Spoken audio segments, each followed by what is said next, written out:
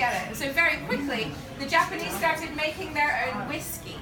Now this wasn't real whiskey, okay? This was just soju turned browner and turned stronger and had the word whiskey put on it, okay? Not sure if it's been to Thailand and had Thai whiskey. It's also not real whiskey, okay? So no one had really explained to them what whiskey was. They just knew it was strong and brown.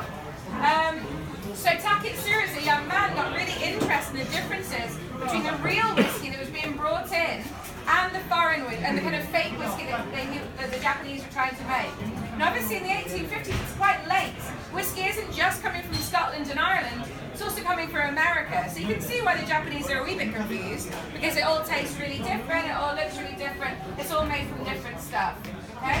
So he started working for the company that imports most of the foreign alcohols to Japan so that he could learn about the differences. He worked a bit on wine, but he focused mostly on whiskey. And that company wanted to build Japan's first proper whiskey distillery, rather than just using a soju distillery and adding colouring, okay?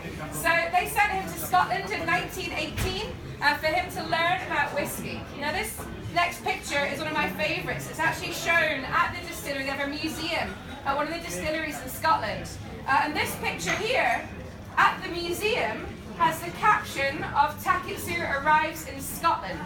Now for those of you who can see that, that's Big Ben. Big Ben? He's written London down here, so it's okay. But yeah, so they're like the same, whatever, okay?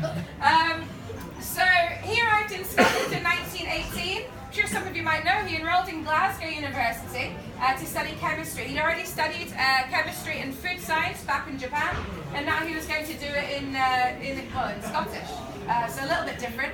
And he started writing to different distilleries to try and get work experience at all these distilleries.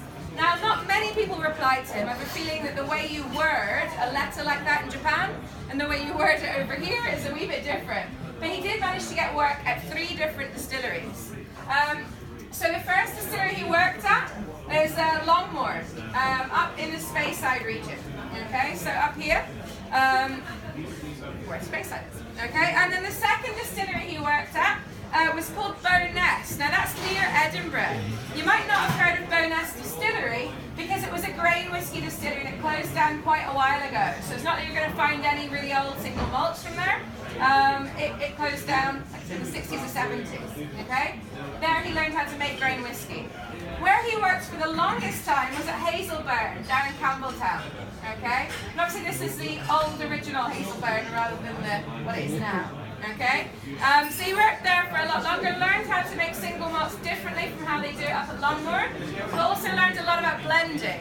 And like I say, he was based in Glasgow, so obviously the blending is the capital of the world.